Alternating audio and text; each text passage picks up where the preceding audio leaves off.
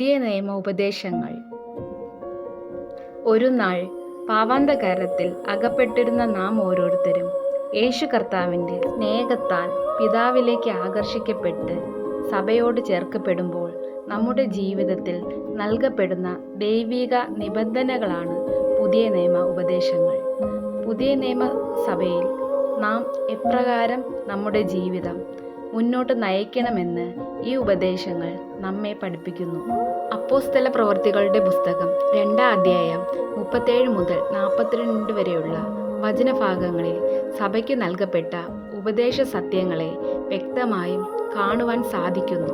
മാനസാന്തരം, സ്നാനം, പരിശുദ്ധാത്മാവ്, അപ്പോസ്തലന്മാരുടെ ഉപദേശം, കൂട്ടായ്മ, അപ്പം നുറുക്കൽ, പ്രാർത്ഥന എന്നീ 7 മഹത്തായ സത്യങ്ങളാണ്.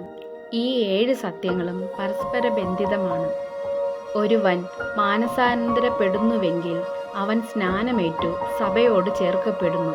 സ്നാനമേൽക്കുന്നവൻ്റെ മേൽ കർത്താവ് പരിശുദ്ധാത്മാവെന്ന ദാനത്തെ നൽകപ്പെടുന്നു. പരിശുദ്ധാത്മാവിനാൽ അഭിഷേകം പ്രാപിച്ച വ്യക്തി സഭയിലെ മൂപ്പന്മാരുടെ ഉപദേശത്തിൽ കീഴ്പ്പെടുന്നവരും ഇത്തരത്തിൽ എല്ലാവരോടും ആത്മീക സ്നേഹ കൂട്ടായ്മ ആചരിക്കുന്നവരുമായിത്തീരുന്നു. അപ്പം നുറുക്കൽ എന്ന പരിപാവനമായ ശുശ്രൂഷയിൽ പങ്കുചേർക്കപ്പെടുന്നു. നാം പങ്കുചേർന്ന തിരുമേശ നമ്മുടെ ജീവിതത്തിൽ ബലഹീനതയ്ക്ക് കാരണമാകാതിരിക്കുവാൻ ഇടപെടാതെയുള്ള പ്രാർത്ഥനയും ആവശ്യമാണ്. വിശുദ്ധ വേദപുസ്തകത്തിൽ മാനസാന്തരത്തെക്കുറിച്ച് ഏറ്റവും ശക്തമായി ഘോഷിച്ച വ്യക്തി യോഹന്നാൻ സ്നാപകനാണ്. യേശു കർത്താവിന് മുമ്പായി യോഹന്നാൻ സ്നാപകൻ കർത്താവിൻ്റെ പാതയൊരുക്കുവാൻ നിയമിക്കപ്പെട്ടിരുന്നു. മനസ്സിനുണ്ടാകുന്ന ഒരു വ്യതിയാനമാണ് മാനസാന്തരം.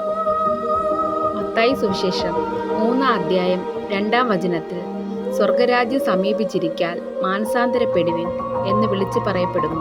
ഒരുവന് യഥാർത്ഥത്തിലുള്ള മാനസാന്തരം ഉണ്ടായാൽ മാത്രമേ സ്വർഗരാജ്യത്ത് കടക്കുവാൻ സാധിക്കുകയുള്ളൂ എന്നൊരു ചിന്ത കൂടി ഈ വചനം നമുക്ക് കൈമാറുന്നു. ഒരു വ്യക്തിയുടെ മാനസാന്തരം എന്നത് ദൈവത്തിൻ്റെ ഇച്ഛയാണ്. 2 പത്രോസിൻ്റെ ലേഖനം 3-ാം അധ്യായം 9-ാം വചനത്തിൽ പറയപ്പെടുന്നത് പോലെ എല്ലാവരും മാനസാന്തരപ്പെടുവാൻ കർത്താവ് ഇച്ഛിക്കുന്നു. അപ്പോസ്തല പ്രവൃത്തി 2:38 പത്രോസ് ജനത്തോട് പറയുന്നത് ഇപ്രകാരമാണ്: നിങ്ങൾ മാനസാന്തരപ്പെട്ടു നിങ്ങളുടെ പാപമോചനത്തിനായി സ്നാനമേൽക്കുവിൻ.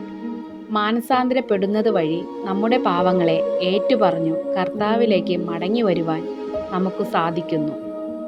അതിന് ഉദാഹരണമായി യേശു കർത്താവ് സ്നാപക യോഹന്നാൻ്റെ കൈക്കീഴിൽ സ്നാനമേറ്റു.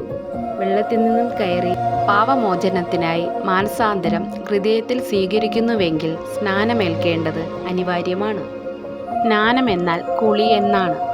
റോമർ 6:3-ാം വചനത്തിൽ പറയുന്നത് പോലെ യേശു ക്രിസ്തുവിനോട് ചേരുവാൻ നാം സ്നാനം ഏൽക്കണം. ഇന്നത്തെ സമൂഹത്തിൽ ഒരുപാട് വ്യത്യസ്ത ചിന്തകൾ ഉണ്ടാകുന്ന ഒരു വിഷയമാണ് സ്നാനം.